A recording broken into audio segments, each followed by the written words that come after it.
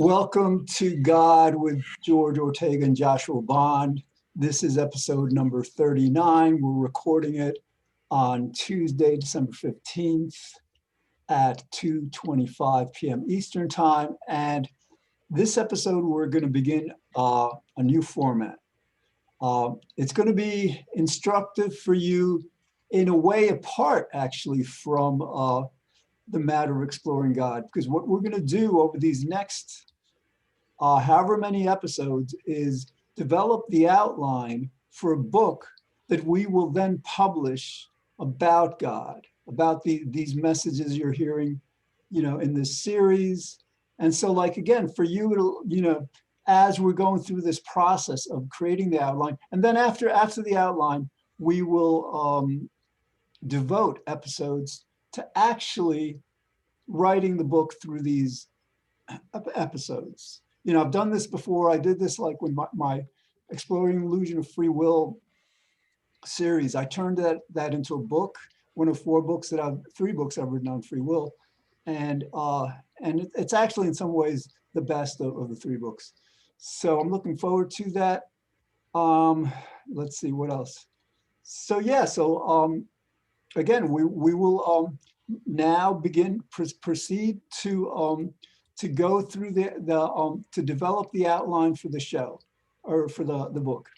All right, so Josh, I think what we should start out with is why we're writing the book, and that's because everybody has a mistaken conception of God.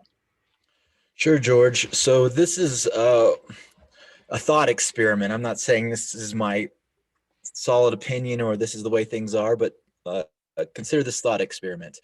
So human beings have this ability to relate to God, experience God, have some form of God consciousness. And that takes many different forms. The East largely looks completely different from how the West does it. So this God consciousness, this ability to have the concept of God and understanding a relationship with God in our lives is one of the most powerful elements of the human experience, right? But yet it's also obviously very diverse, very versatile. And so George and I have strong convictions about some elements of reality that none of these religions have seemed to hone in on, particularly the illusion of free will and some other aspects, right? And we feel this should be very fundamental to a religion or a view of God or a way of understanding God, because, ultimately, our role of relating to God almost universally in all religions is, what does that mean about us? What does it mean about our behavior, about our life, how we should live life, and different things, right? And so if you're missing out on this illusion of free will in the religion, then it's obviously off base. So we're at this really unique point in history where, now it's undeniable. In past history, it's just, specifically this illusion of free will. There's some other issues too that are missing. But for example, this illusion of free will, in past, it's just been a philosophical argument. But now through modern science, psychology, neuroscience, it's undeniable, right? So we're at this unique point in history where we have this amazing capacity for God consciousness and God in our societies, our relationships, our lives. But yet almost every manifestation of that is completely missing very important aspects of reality. It's causing a lot of pain, a lot of suffering. And so, at what point would we say, okay, this God consciousness, this religion is just so wrong, we need to ditch it altogether? And this is what this is the view of the atheists and to some extent the agnostics, right? And George and I have kind of, go ahead. All right. I just because we're getting ahead of ourselves. Basically, you made an excellent point. Basically, what we want to do is unify the planet's belief in God. We have various conceptions of gods that in some ways agree, in some ways don't. So that's a very important point. Hold on. All right, unify planet's conception of God And so, all right, now under that, this is like point Roman numeral 1, letter A, small I, whatever, or no, number 1. I think the free will, the fact that we don't have a free will, that God is omnipotent, is certainly the most important truth to universalize through our our religion. So, all right, the free will. All right, let's call this God's will, because that's rather than So it's like, to clarify, human will equals God's will. That's kind of the takeaway. yes, and Yeah. there's only God's will. There is Okay. no human will, essentially, right? Yeah, or human will is not freely will. But like, it's better to call it God's will than to refer to it that we don't have free will, because like we'd be expressing it in the positive rather than the negative. So, all right, the second important point I think for this is that God is not all good the way we believe. And so like that has to get into a lot of detail and explaining. So I think that's very important. That's actually one of the main reasons why people don't understand that God's will is the only will. So, okay.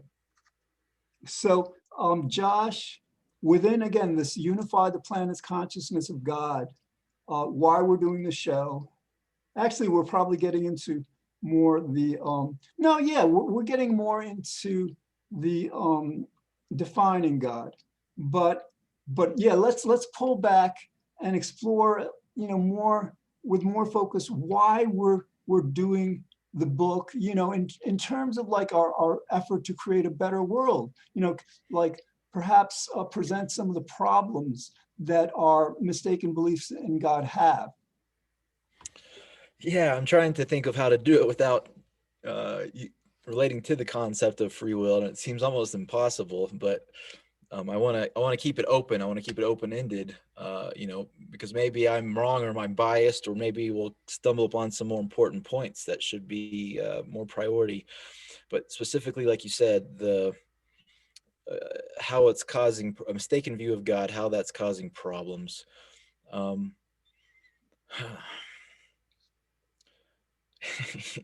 I mean, it all comes under this illusion of free will and this misnotion of what consciousness in the self is. And, you know, to me, because when we talk about pain or suffering being caused in the world, we're mostly talking about human pain and suffering. We could also talk about animal pain and suffering, but that's also largely being caused by humans, right? So this concept of the self and what consciousness is and what free will is causing humans to behave and do what they do that causes this. And this is largely sculpted by this mistaken view of God. Yeah, now I believe, again, the free will matter to have the entire world unified on this would be major, but it's beyond that. For example, you have Christianity, Judaism, Islam that are the monotheistic religions, several billion adherents, and they could be united. They could be united. Like historically, they've been at odds, and that's created a lot of havoc in the past. And today, um, a Muslim may not be able to marry a Christian, may not be able to marry a Jew, and all. So, like, what we want to do, why we're doing this book, is that we want to unite the world's religions. Not just in their understanding of God, but in their relating to each other. Sure, George. And, I take my approach to that is exploring this illusory aspect of consciousness, is how I frame it. And most fundamentally, this may be biased by the religions I was raised in and exposed to, but it's actually a logical fallacy that's recognized as an official cognitive bias of the one true God. And conventionally, it seems like a lot of religions, maybe even most, have this view that their religious experience is legitimate and the other religions are deceived and mistaken. And so their claims to the validity of their experience and their version of God is not as valid as legitimate, and often viewed as being evil or, from Satan, right? And I think that's probably ground zero, it seems, for trying to figure out why religions can't get along, because right off the bat, you're delegitimizing other people's experience. Yeah, no. So like under Unite the World's Religions, I think what's important is to allow a conversation. The way it is now, they're not really, there's not much ecumenical communication going on. So, in order for them to not be at odds, to not have conflicting beliefs, let them get together using reason, using logic, not just relying on what some guy said several thousand years ago, to really ascertain the nature of God, our relation to God. So basically start an ecumenical global conversation. Something that just came to mind, and this is another point on the outline that's kind of related, is um, this aspect of considering everything except religion secular, right? So I think it's a big problem that we don't have spirituality in government, spirituality in science, in psychology, in academia, right? And again, I've said before, I'm all for separation of church and state. Maybe that's a point in the outline, a small one to discuss, because it's complicated. There's pros and cons, right? Um, so yeah, that's probably a bullet point there. All right, that's excellent. I mean, like this dichotomy between the secular and the spiritual is something that is mistaken. In other words, like episodes 3 through 7, we demonstrated point by point, argument by argument, that God is not just a belief or a faith or a hope. God is a necessary existence. So it's time that the world, governments, understand this. And yeah, you're right. The separation of church and state at this point, when there are so many conflicting religions, actually may cause problems. But it's interesting. Like to the extent we succeed with our effort to unify the world under one religion that everybody understands and accepts, then I don't think there'd be a need for separation of church and state, because we would be unifying, as you were saying before, the spirit and the mundane. Yeah, George. And that reminds me of one, because I've thought about this a lot over the years and come up with different ways to phrase it and looked at different models that business and even different religions use. And so one way I think about it is kind of instead of a universal religion where there's only one religion, maybe a universal template for religions is a place to start. Again, where you recognize, part of the universal template is understanding consciousness and comparative religions and the diverse nature of mystical and religious experiences. So part of that template is, okay, we're going to throw out this idea of one true God, you know, um, same thing, connecting the dots there. It's this one true God, has carried over to politics where, bipartisan politics. I don't want to get into that now, but that might be a small bullet point of, of identifying with your party and not being able to sit down and have a conversation with the other side, which is where the solutions always usually are. Great point. I mean, to unify the world's religions is a very ambitious, goal. And so probably more reasonably, if at least we can get them to agree on the major points, certainly that God's will is the only will, that God is both good. I mean, the God is both good and evil. I'm not sure that's all that important, because God, people like to feel God is all good, and I'm not sure that of itself is something. But yeah, I think that basically creating I guess an internet forum, that would be the ideal, where and I guess it'd be many kinds of vehicles, but just the vehicles for the dialogue that hasn't been happening for probably centuries. Coming, like, the three major religions did not, communicate with each other to any major degree during the last several millennia, actually. So yeah, that would absolutely be an excellent, again, this is why we're writing the book. The world has a lot of problems, and a lot of them do relate to our understanding, our misunderstanding of God, and the religions that promote these beliefs are where the answer lies for this. Yeah, George, I'm kind of trying to still connect the dots in my mind between all these bullet points on the outline.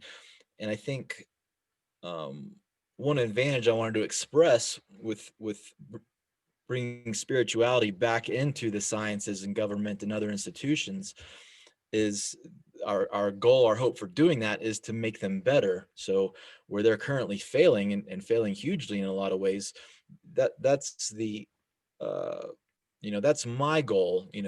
Some people would believe that you should have religion and government, even if it makes it worse, where the outcome isn't better or something, just because God's sovereign, or but I think clearly, it's very clearly, for instance, the placebo effect, science and medicine can't reconcile this placebo effect, and this placebo effect, I believe, was created in our consciousness and evolved from religions and religious experiences for millions of years is a huge part of it. And there's many in all the institutions and all the sciences, there's many problematic areas that I believe could be solved by bringing back spirituality. Excellent. So, I mean, as you're mentioning, it's not just spirituality. It's like we want to bridge this divide between science and religion. We want to see how, they have much more in common than apart in almost every way. So again, why are we writing this book? I think our understanding of God is not a meaningless endeavor. There's a purpose to it. And I believe the better we understand God, the better we understand what God demands of us, wants of us, and that's to be virtuous. So, for example, we as a planet literally abuse and torture over 80 billion farm animals each year. So with a more accurate understanding of God, we, again, this is, yes, what we're going to try to do with this book is encourage virtue. It's not just with the treatment of animals. We abort as many lives every year as die as every other cause combined. And, the challenge, the animal cruelty and abortion are relatively easy to solve. Climate change, much more of a challenge, but that's we need to wake the world up about climate change. And again, like a book about God, it's going to be difficult to make the connections, but that's going to be our challenge. It's important. In other words, like, it is good on its own that people understand God properly. But if we could extend the mission of this book to help them understand that understanding God means behaving virtuously, then that would be a major plus. Yeah, George. I mean, there's just so many issues, and it feels like there's a common thread, between them. As you were talking, I was thinking of, outsourcing to countries who have basically child slave labor, exploiting poor countries either for labor or resources, child trafficking and other. I mean, there's so many issues, and it seems like we won't even have to address. It seems like we're going to come up with this understanding that is not going to have to require a technical analysis of every single issue, but it's going to be this kind of enlightenment of this shifting consciousness of humanity that sees these all of a sudden sees it, right? So it's, you know, to kind of tie it in, right? So as long as humans are blaming themselves, and keeping it to themselves or repressing it or not effectively seeking out these virtues, I mean, this is huge in my own life, a struggle, right? Um, because I'm blaming myself because of dogma that we've inherited from thousands of years of mistaken religions on the view of God and self, right? So when we have this new understanding, then the mind is freed. We come up with creative and collective and community and social and education systems that reprograms the mind to very often just make very simple changes that makes huge, very simple decisions or choice changes that makes huge changes towards these virtue issues. Excellent. And you reminded me, I left out one, there's like four major sins. The three first ones, again, animal abuse, um, abortion, and climate change. And the fourth one is global poverty. With as much wealth as our planet has, there shouldn't be any poverty anywhere. So we need to, and I'm referring to, like, there's a relative poverty. Some people are relatively poor, but they're well off. But I'm talking about especially the poverty that kills, the poverty that, leads to tragedies. And this is about perhaps close to 1 billion people on the planet. So, all right.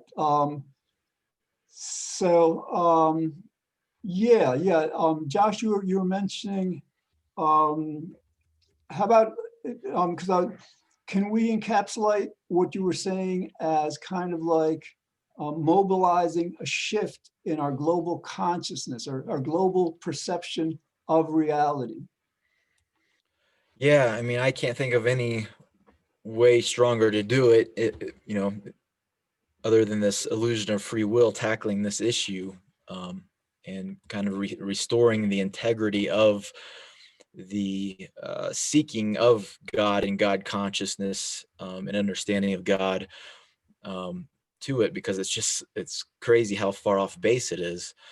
And it's again, I don't want to put the blame on religion, because it's not that religion got it wrong. If anything, actually religion has, like Martin Luther wrote the book The Bondage of the Will, and even to understand consciousness, religion has actually progressed this evolution. It's that, the human species, right, the ego, maybe the mammals, the mammal consciousness is such in denial about this naturally that, religion naturally fell victim to it as well. All right, yeah, absolutely. So I just wanted to point, yes, the free will, again, free will belief is extremely harmful, extremely mistaken, but that's not the only area. Another major area that, for example, like, I think this is something the religions already understand, but they don't really appreciate the implications of that understanding. That is that God is everything. That means that everyone is God. Everything is God. There is nothing that is not God. So that, I think, is a very important part of. And actually, I'm going to put that down, like, in terms of like our goals, like the God is everything. That's a very important consideration. Yeah. Um, yeah. So God being also synonymous with causality, the laws of physics, even, right? Um, I mean, it's basically the understanding of all understanding that is correct. You could consider that synonymous with understanding God and knowing God, where I think, uh, we have convictions that, a lot of religions have just tried to paint a cherry rosy picture of God, and God is only good. Anything evil or bad is not God and is probably the fault of humans, which is they consider not part of God. Yeah, and I think we're going to have to reframe our conception of evil. For example, like in the eyes of a child being punished by a parent, they may believe that that parent is evil, where in fact that parent is acting for the child's benefit. So I hope we can, basically use that principle and apply it to God. So we're seeing evil in a different way. Okay, another major reason we're writing the book is that our problem with religion today is that it relies on prophecy, on what some guys a long time ago said was so. They got a lot right, they didn't get everything right. And the problem with religion now is that because they don't have a robust enough system to challenge the beliefs, of the prophets, that basically leads to the kind of stagnation in effectiveness that probably explains why so many people have left congregations. So another one of the problems that this book will hopefully address is that we need to shift from believing what we believe because somebody says it's so, to believing what we believe because it makes sense, or science, documents or supports it. So that's very important. Yeah, certainly. So it kind of parallels something you mentioned earlier. So if somebody's getting value and their life is enhanced and they're becoming a better person by believing that God is only good and God doesn't do any evil or isn't associated with it, we don't want to take that away. Our hope would be to figure out how to resolve the two, and kind of be of the mind that's best for the scenario in the case. So in the same way, this concept of an infallible scripture, an inerrant scripture, text, or prophet, right? That's been translated hundreds of times, but still that has some value for a lot of people and in certain cases and certain worship experiences, right? So I think we will come to a way of thinking, a way of consciousness that will allow us to bridge that gap. Yeah, and like in the past, these shifts in consciousness have taken centuries often. With the internet, we can do this in a few years. Sorry, we've got less than a minute, so I think, our next episode, we're gonna take off where we left off, why we're writing this book. And when we finally get to the point that we don't know what to say, we said it all, then we'll go on to the next one, which is probably, what do we mean when we say God? Who is this God that we believe in?